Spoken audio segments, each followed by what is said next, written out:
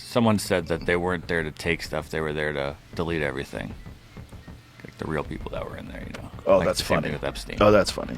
How many people came through his orbit? How many people could this have happened to? And how did he get away with it for so long? We huddle beneath the never-sleeping light of our phones, breath hitching as a jaw-dropping rumor shoots through social media like lightning tearing open a midnight storm. Sean Diddy Combs, the king of bad boy luxury Matubin, living with HIV in secret, and in the most explosive twist yet, he may have carried that silent spark into the bedroom's backseat. And velvet-roped ends of Hollywood's elite timelines throb with shaky clips of Diddy's recent club appearances. Framed thinner, his eyes distant. Every blog zooms in like they've spotted UFOs, cheeks sunken, pupils glazed. It's not just a rumor anymore, it's a wildfire. And it's not spreading because people care about his health. It's because behind the velvet curtains, insiders claim he knew, that he stayed silent, and that he lured unsuspecting Alisters into his infamous freak-offs. Those Norrell's nights where lust, power, and ego collided behind hotel doors no one was allowed to open. We lean in deeper when an alleged leak of medical documents flickers across social media. There once centerpiece of a lot of what happened during direct testimony were freak-offs. And what the prosecution tried to show was that he forced and or coerced her into doing these freak-offs. And we've talked about this earlier this week, that at least my opinion is that in a lot of these, the prosecution just didn't close the loop. It was something she felt. second, gone the next, under a lawyer's cease and desist. But screenshots survive, and the comments sections explode into chaos. Claims start circling. A chart-topping singer suddenly checks into a mysterious wellness retreat. A blockbuster actor cancels a press tour over a vague immune issue. And the question that burns through every group chat like wildfire is this: could all of it trace back to one man's secret? How many buried stories of late-night test results and frantic phone calls are sealed behind NDAs tougher than steel? We can't stop replaying that TikTok shaky rawware Jaguar, right? The fiery soul of R&B's underground, claims Diddy allegedly infected over 20 men. Her voice trembles between fury and sorrow, and for a split second, you can almost hear every publicist's phone in Beverly Hills ringing at once. Because if even one sentence of her claim is true, the fallout could be nuclear lives ruined, endorsements shredded, reputations demolished in a flash. Somewhere, right now, someone in a VIP lounge is whispering into a burner phone, begging for hush-hush lab work before sunrise. The things I went through with him were monstrous, she says. That darkness nearly destroyed me. And still, the question sticks like a thorn in the back of our minds. Did Diddy use his charm, his money, and his powerful network to mask a deadly truth floating from yacht parties to Grammys, dapping up presidents and kings, all while allegedly playing Puppet Master 2, desperate young talent? The answer, it seems, may be buried in courtroom files thicker than luxury fashion catalogs and testimonies so scorching they could set microphones on fire. But before we get there, we're inside the courtroom, where sketch artists scribble in silence and the air is thick with perfume, tension, and dread. We hear Cassie's name whispered before she even walks in. Once the calm in Diddy's storm, she now stands beneath harsh lights.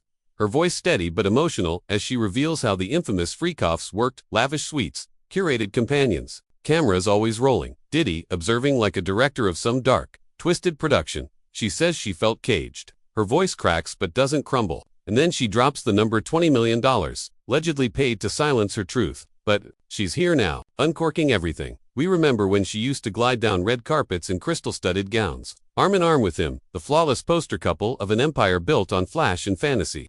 But now, Cassie tells a different story, one soaked in humiliation and bruises. She describes being forced into degrading encounters, while bodyguards stood guard. They've been afraid of coming forward. They've been afraid of what he could potentially do to them within the industry, what he could do to them professionally, maybe even personally. And so yes, it's been a dark secret they've held on to for a very, very long time. And household staff ferried in drugs like party favors. She recounts being kicked, slapped, spit on as rage, triggered by jealousy, igniting without warning. And we can't shake the image of a young woman, battered and terrified, hiding in five-star hotel bathrooms while paparazzi lit up the lobby below. Her voice cuts like a knife. I wanted to be compensated, she says, for the time, the pain, the many, many years I spent trying to rebuild my life. One juror exhales so sharply it vibrates through the courtroom live blog, and in that moment, we understand how deep this rabbit hole might go.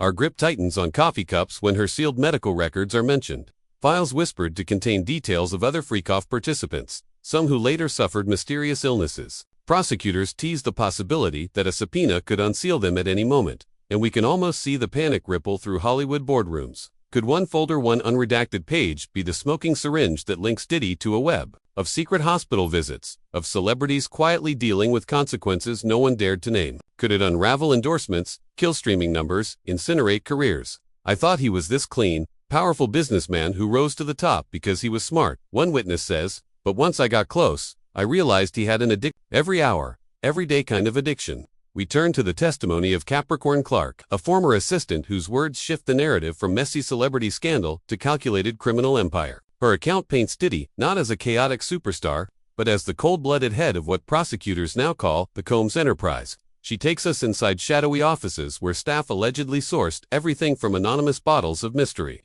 liquids to sex workers on demand. Every request darker than the last, like pages ripped from a noir thriller. She remembers one December night, Diddy, gun flashing, waking her up with two chilling words, "Get dressed." They drove into the Hollywood Hills, allegedly breaking into Kid Cudi's home in a rage-fueled hunt. No one was there that night, but months later, a firebomb would level the rapper's cherished Porsche. Her voice quivers but never breaks as she recounts being kidnapped twice and forced into lie detector marathons whenever his trust ran thin. "He cornered me," she says. "He asked how I was doing, then ran his hand down my chest. He said, 'If you need anything at ALU, let me know.'" One quote slices through the courtroom like a dagger. It's called psychological abuse.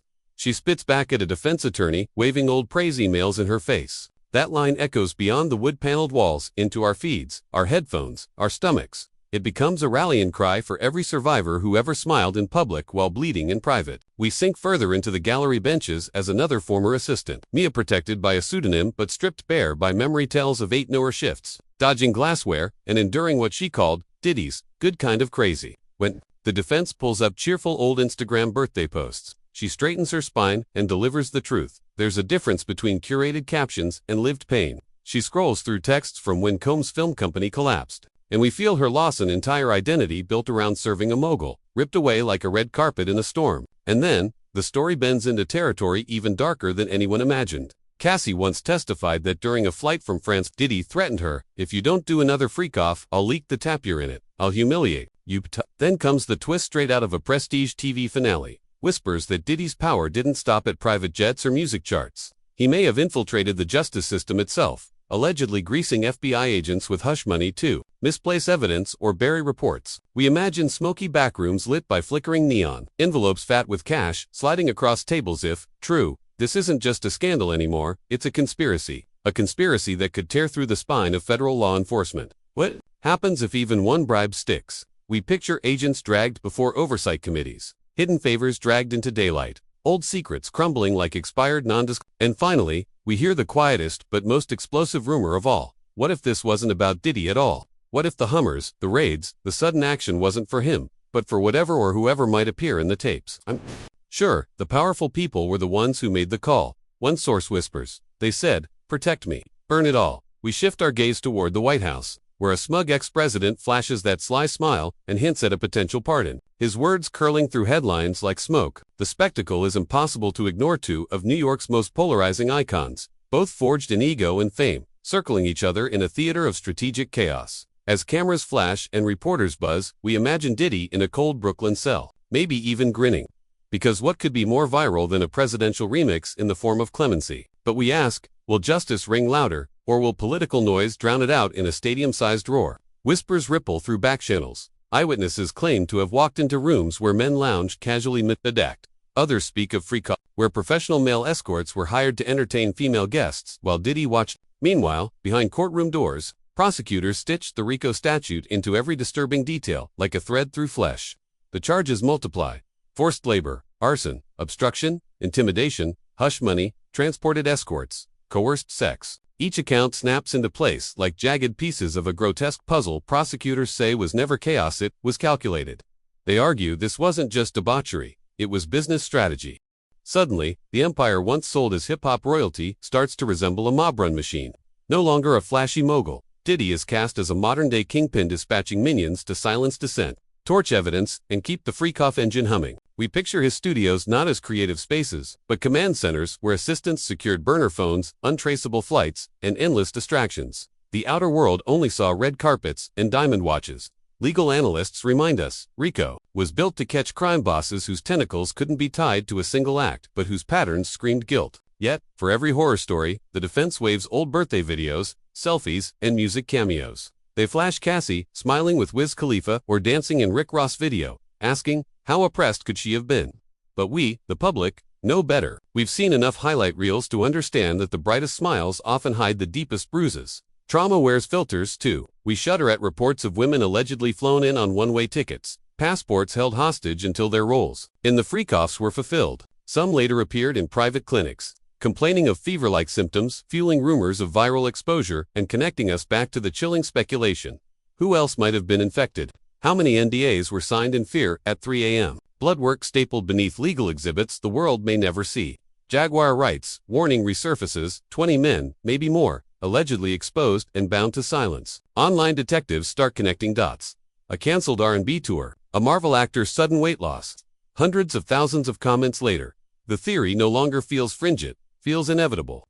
What happens if these victims still unnamed, forward, or worse, what if they never do? Then the firebombed Porsche comes back into focus. Prosecutors roll out surveillance footage, a black SUV linked to one of Diddy's companies, parked ominously outside Kid Cudi's house. We imagine jurors leaning forward as they realize how far a scorned mogul might go for revenge. Flames-licking luxury leather no longer look like vandalism. They look like a message. Step out of line and watch your world burn. Cudi testifies. His dog locked in the bathroom, Christmas gifts destroyed, home violated. We see it all, the blinking lights, the ripped wrapping paper, the scent of dread lingering. And then someone mutters, this isn't the music business. It's extortion. In disguise, the industry that gave us platinum hits also fostered backroom threats, burner phones, and whispered bribes. We hear from employees who admit they played along, bodyguards who booked rooms, assistants who fetched party favors. Some say they feared for their safety. Others admit they enjoyed the perks. Prosecutors call them opportunists. Defense calls them liars. We call them proof of a culture where glitz and menace moved hand in hand. Two quotes stay lodged in our chests like glass shards. Cassie's tear-choked, he got up and he left. As she described the last alleged assault in me as quiet devastation. That was the only world I knew. These aren't just soundbites. They're truths carved from trauma, ringing louder than any beat Diddy ever produced. And as the media storm consumes every feed, Fox, CNN, TikTok, we realize this isn't just a trial. It's a reckoning, one that may pull back the curtain, not just on one man's empire, but on the entire machinery that let it flourish in plain sight. We watch as prosecutors prepare their final devastating rumored cache of surveillance audio, allegedly recovered from encrypted drives found in one of Diddy's long-abandoned condos. The whispers out of Washington say subpoenas have already landed in inboxes at cloud storage giants. Tech blogs buzz with theories about zero exploits and deep forensic dives. And the question looms, what if one forgotten file holds everything casual mentions of an HIV-positive diagnosis? Wire instructions for hush money, or worse, real-time recordings of what happened behind locked freak-off doors. If such evidence surfaces, it won't just wreck this trial, it could detonate a decade of whispered myths surrounding pop music's untouchable mogul. We cut back to Diddy in court, posture slouched, designer suit loose from weeks of detention meals, eyes flicking between the judge and the sketch artist. Some say he's taking notes. Others claim he's writing lyrics. Is it his next anthem or his next defense strategy? Either way, the stakes tower sky high. A lifetime behind bars, a long-shot pardon from political allies, and a legacy now corroding faster than gold in seawater. We zoom out and see Hollywood itself, the illusion factory. If one man's medical status could be buried under cash and intimidation for years, what other secrets sleep under those palm tree hills? If red carpets were bought with silence, what does that say about every gleaming smile we once celebrated? The pattern is now burned into our minds. Fame breeds worship, worship breeds impunity, impunity breeds horror. And only when the courtroom lights flip on does the fantasy turn into reckoning. We hear questions once reserved for philosophers: can absolute power corrupt anyone? Or does it just reveal the darkness that was already there? Is this empire of fear the result of one man's hunger, or a system designed to feed him endlessly? Outside the courthouse, the ripple effects spread. A major streamer quietly shelves a Diddy biopic. A luxury brand scrubs his runway appearances. Boardrooms erupt into 6 a.m. crisis calls. Do they rename cocktails? Pull fragrances? Rewrite contracts? It's ironic how a man who once bragged, "Can't nobody hold me down," might now drag entire sectors of entertainment into quicksand. And yet, in the roar of collapsing deals and corporate distancing, we glance toward the people who never trended. The background dancers, the assistants, the women flown in on one-way tickets with no passport, no protection, no fame. Their names, never went viral, but their trauma hangs in the balance. Will they come forward now that the machine is cracking? Or will they sink back into silence, convinced the system still protects billionaires before it ever listens to them? We admit it, we've been hooked by every scandalous update, but we also feel the guilt, clicking every detail while the healing lags behind. As closing arguments near, the prosecution hones a blade forged from 3 damning pieces: medical records that hint at HIV cover-ups, a proven pattern of coerced freak-offs, and a legacy of violence woven through it all. The defense plays its hits claims of consensual wild nights, overzealous assistants, and fame chasers rewriting history for cash. Jurors will soon deliberate, sorting truth from spectacle, as headlines bang like drumbeats outside. And on the night before the verdict, LA hangs like wet velvet, every social feed alive with speculation. Some claim the feds are negotiating a quiet plea deal behind closed doors. Others believe Diddy is gambling everything on one star-struck juror. We refresh timelines like addicts, hearts thudding with each new post. And still, the conspiracy layers deepen. Was it ever just about Diddy? Or were the raids, the silence, the fear about who else might have been caught on camera in those rooms? We stand now, breath held, staring into an abyss that may soon swallow not just a man but labels, execs, and entire music dynasties. But before we can dive deeper, the courtroom doors creak open. The gavel hovers. Whatever happens next could rewrite the rules of power, privacy, and punishment in pop culture forever. So we're left with the question that won't stop echoing. If the truth behind those freak-offs and the silent virus they may have unleashed finally comes to light, will Hollywood's brightest finally burn the shadows away? Or will they crawl deeper underground, hiding behind lawyers, NDAs, and gated compounds? We'll be here, popcorn in hand, thumb on refresh until the final curtain falls and the credits roll on this unscripted saga. Stay bold, stay curious, and until next time in the storm of comments and chaos, good night. May your timelines be scandal-free and your secrets safe. Unless, of course, they're destined to explode into the next headline we won't be able to stop watching.